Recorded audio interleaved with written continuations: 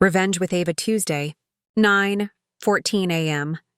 The kind of morning where the light through the conference room windows looked too polite for what was about to happen. Slide 15 hummed along, nice charts. A few optimistic bullet points. People nodded. Pens hovered like metronomes. Then I clicked to 16.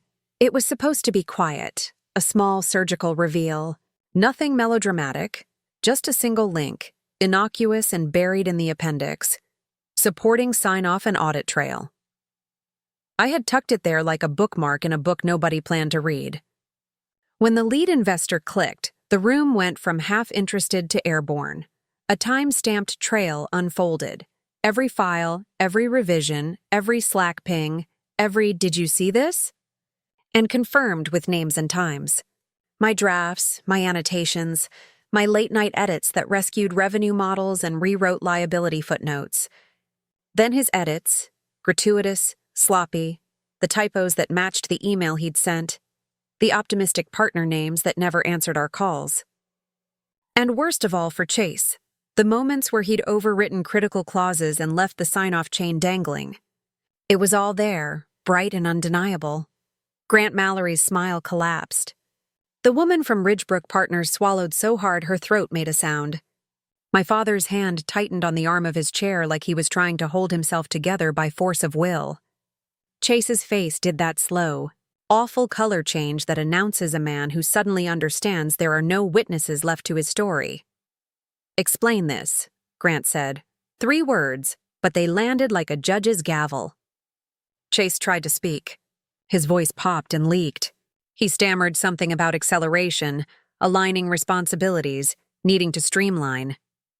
The trail didn't care about his intention. It cared about proof. My evidence did what I'd hoped without a trace of triumph. It didn't accuse so much as illuminate. It showed pattern, edits made without finance sign-off, partner names recycled from wishful thinking, a cost per lead that had been optimistically adjusted. It showed the moment he'd moved my strategic role down the deck and replaced it with language that made me small and silent, a bureaucratic eraser sliding. Across years of work, one of the board members, Marlene, leaned forward, the old compliance hunter in her posture awake and dangerous. "This is sloppy," she said, slow. "This is liability.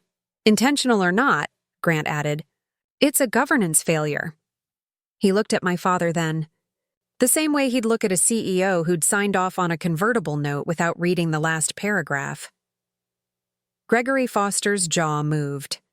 He opened his mouth, and for a second I thought he might defend Chase. Instead, he spoke to the room, not to his hire, not to me. "Board, we need to pause and reassess our controls," he said. The words were small and practical, but they were an admission, a pivot away from denial. Chase tried to salvage it with charm and speed, 2 tools the investors had bought before they read the fine print. He offered to run scenarios, to make adjustments in real time. The polite investors smiled like sharks smelling blood and asked for documentation. Ridgebrook wanted a risk mitigation plan by the end of the day. Grant wanted assurances on partner verification. The room fragmented into action items and phone calls, and Chase found himself on the defensive, explaining things he hadn't actually checked. Then came the text messages, private notes from 2 of the smaller partners. "We need to reevaluate. Can someone validate the forecast?" My inbox filled with similar polite, frightened pings. The check that had been promised for Q4? Suddenly, contingencies and escrowed tranches appeared in conversation. People who'd been warm 3 slides ago were cooling their seats. My father met my eyes then. There was no theatrics, no lofty apology, no theatrical regret. Just the tired, honest look of a man who'd trusted a resume over a history. "I'm sorry," he said quietly. It landed somewhere between confession and bargaining. "We'll fix this." Fixing it meant consequences. Investors wanted a full audit trail, legal required immediate review, and the board quietly reassessed the governance structure. Chase's title swelled with asterisks and caveats in emails that night. By the time the room disbanded, the narrative had shifted. This was not a tale of brilliant reinvention. It was a case study in negligence. I gathered my things without rush. There was no need to gloat. The document had spoken. The investor's confidence had wavered and reoriented toward a single, indisputable fact. The person who actually knew the pipeline and the clauses and the way the partners behaved had been right there all along. That evening, alone in my office, I opened the continuity folder and let the files breathe. The directory was full of late-night saves and stubborn little notes. Confirm with Soul, revisit partner terms, do not commit without finance sign-off. Each one was a marker of fights fought quietly and won invisibly.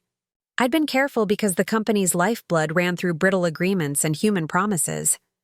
I had been careful because somebody had to be. The next morning, the board convened again. There were fewer smiles.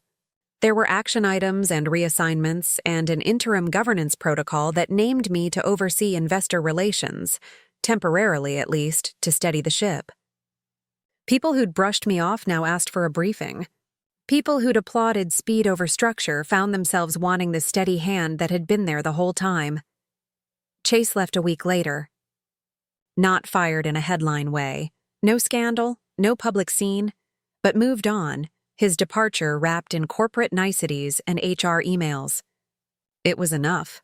The company kept its head above water. The investors stayed, wary and wiser. I didn't take a victory lap. I didn't crow. I stitched policy where there had been improvisation. I rewrote the sign-off process to require 3 confirmations. I made the audit trails visible. I taught the team how to read the parts they'd been told were too technical for them.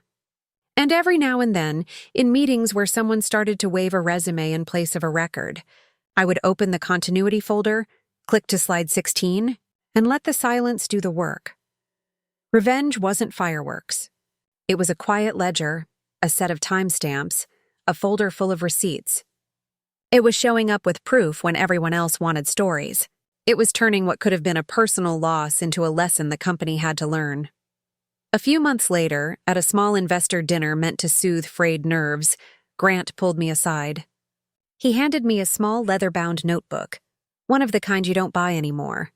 "Don't let them forget how the work is done," he said, pressing it into my hands. It was an offering and a warning. I smiled and slipped the notebook into my bag. Outside, the night smelled like rain and something cleaner. Accountability, maybe. I walked away from the building with my heels in the puddles and my head clear. They'd learned the hard way that systems matter more than spin. That competence isn't sexy, but it's essential. That the person who quietly kept the lights on was sometimes the one you needed to listen to the most. When I look back, I don't remember the little jabs or the cheap petty lines. I remember the moment the roster of names on a slide stopped being a list and started to tell the truth. I remember the hush that followed, the sound of ambition deflating, and the slow, certain certainty that comes from knowing you did the work, quietly, stubbornly, well. They lost a hire. They almost lost a deal. And in the small ledger of the afternoon, I got back what was mine. The right to be seen, and the right to keep building without being erased. The coffee tasted like burnt hope, and the fluorescent lights buzzed like the ceiling itself was offended to be there. Chase held court in Conference Room B, blazer pristine, palms up as if he were hosting a game show instead of a weekly team sync. He had the auditorium swagger of someone who believed applause was a currency he'd earned. The room obliged. Even the interns clapped. My fingers still smelled faintly of his water bottle. BPA-free, monogrammed, the sort of accessory that says more about priorities than competence. He strolled back in, bottle in hand, winked at the VP of sales like they'd just closed the biggest account of Q4, and announced the Walker Group as if he'd invented referral programs. The applause swallowed his line. The slide behind him lit up.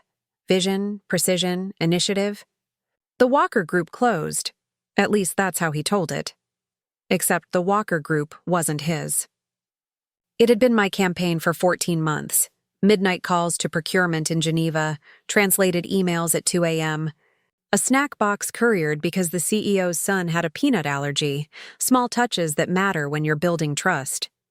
I'd done the heavy lifting. He was 3 weeks in, polished and loud, and he was taking center stage on somebody else's bridge. When he complimented the team and called for more drive through the fog, something inside me hardened. Not into rage, too noisy for that, but into a precise, surgical calm. If he wanted to erase me, fine. But you don't erase the person who built the bridge while you're standing on it. When the bridge folds, everyone looks for the signature, and signatures leave traces.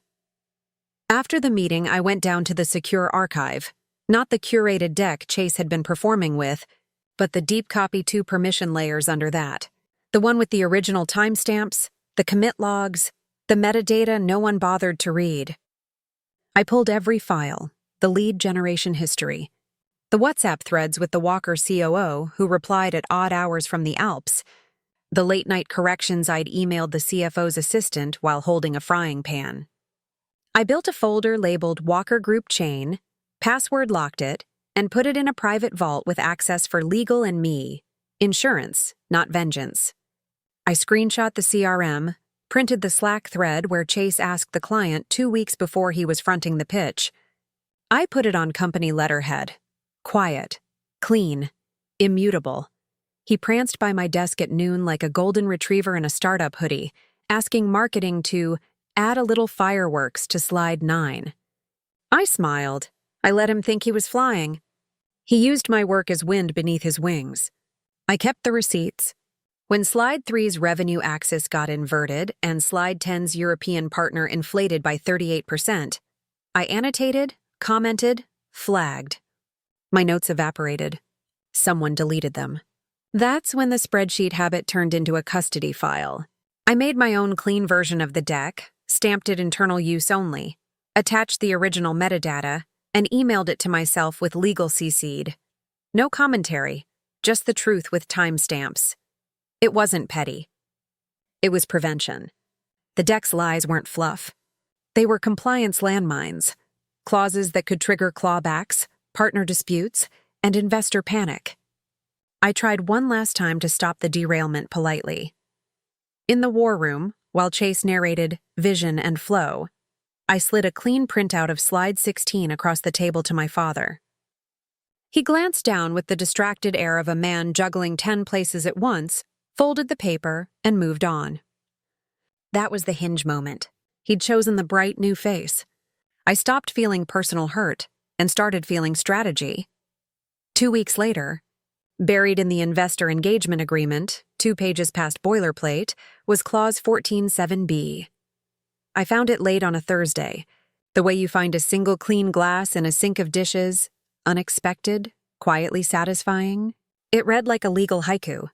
Any material misrepresentation of client partnerships or portfolio relationships by a presenting officer shall result in immediate forfeiture of pending performance-based equity and discretionary bonuses. Read it 3 times. Smiled once. This was gravity, typeset in Times New Roman, waiting for someone reckless enough to bank their ego on fiction. Chase had already jumped. The partner names he'd inflated, the invented pending deals, the optimistic timelines, each exaggerated line slid into place beneath his byline. He'd laid his ego across a clause that punished smoke and mirrors. I'd left the matches in the pocket of the investor deck so unremarkably they'd be missed until someone tried to set the room on fire. When investors started asking for validation, the trail we'd ignored became a map of failure. The boardroom cooled. The investors asked for corroboration, and the partnership team, who had been too dazzled by slide design to call, couldn't produce it. Emails from procurement and partner COOs came back terse and distracted. A couple of smaller partners messaged me privately, worried about the language used on the slides. The promise of a big check shivered under contingency clauses and escrow terms. Where Chase had promised certainty, only gaps remained. It didn't explode with drama. It unfolded like a controlled demolition, methodical, efficient, irreversible. Legal called a review. The CFO requested an audit. Grant Mallory, who had the final signature on the largest tranche, asked polite surgical questions that left no room for bluster. My father had to choose between a quick PR patch and doing the hard governance work. He chose governance. Chase's title gathered asterisks. His name slid quietly out of the list of people to front the Q4 investor close. He left not with a headline but with a series of HR emails and carefully worded severance notes. I didn't shout. I didn't parade the folder around like a trophy. I met with compliance, rewrote the sign-off process, and made visibility the rule, not the privilege. The continuity folder became policy, not proof. Sign-offs required 3 confirmations. Partner claims came with documented outreach logs. Forecasts needed finance anchors. The company learned to privilege traceability over bravado. A few months later, at a small investor dinner meant to smooth frayed nerves, Grant pressed a small leather notebook into my hand. Old school, deliberate. "Don't let them forget how the work is done," he said. It was an offer and a caution. Outside, the pavement smelled of rain and something cleaner. Accountability, maybe. I walked away with the notebook in my bag and the night air on my face. They'd learned the hard way that spin doesn't equal substance. That the person who quietly kept the lights on might also be the one to save the house. In the ledger of that week, they lost a hire and nearly lost a deal. I got back what I'd been trying to keep all along: the right to be seen and the right to keep building without being erased. Revenge, in the end, tasted like something quieter than victory. It tasted like order restored, systems respected, signatures honored, and a bridge still standing, because someone had the foresight to build it to last. The room froze for half a second, the kind of silence that weighs more than sound. Chase chuckled like it was a slip of the tongue, tried to roll past it, but the damage was already blooming across the table.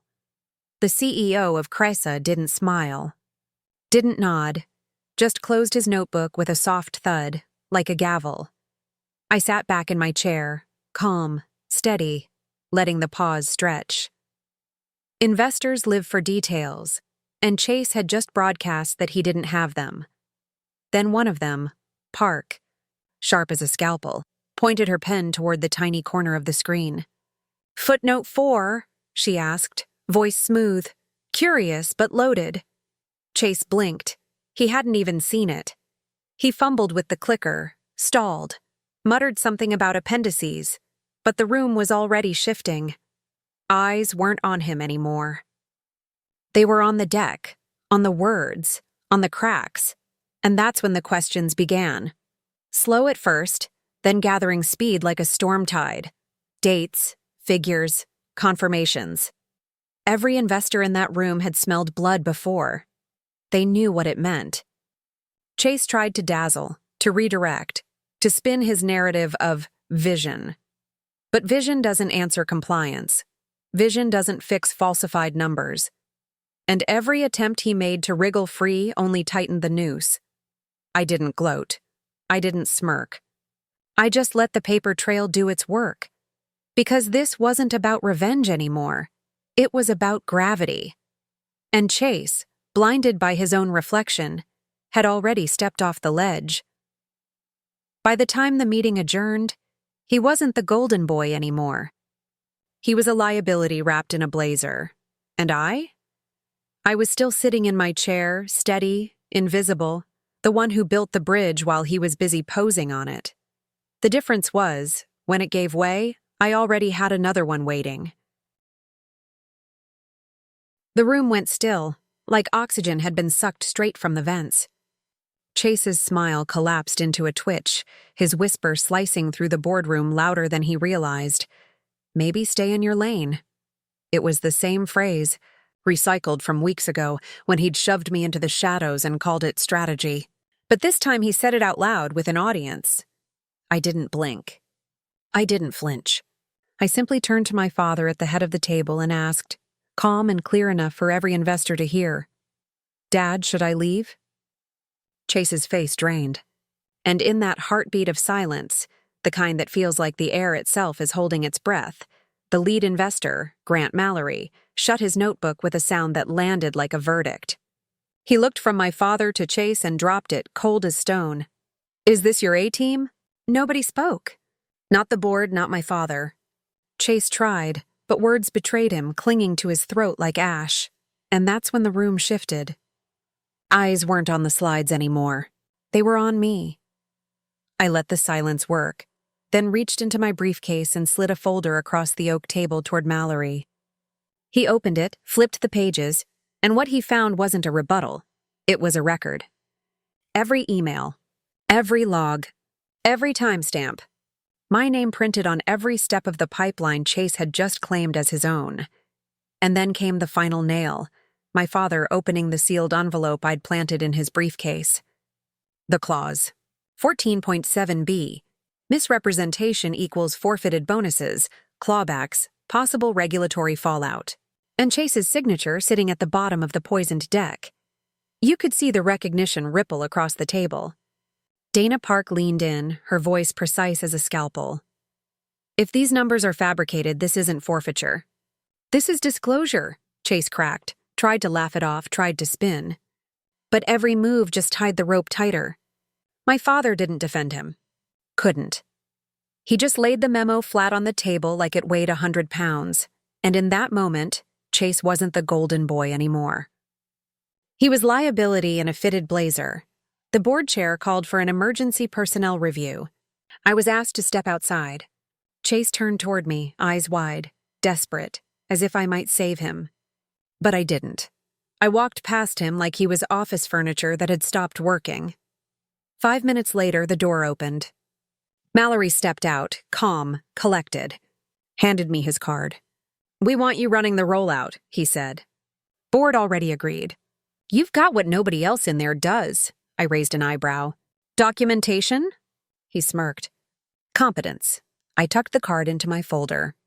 No victory lap? No applause. Just quiet, clean control. The kind you don't take back. You earn. And as I walked down that sterile hallway, I thought about Chase, about the blazer, the smoothies, the spotlight he was so desperate to steal. He thought the story was about him, but I was the one holding the pen. And the ending? It was already written.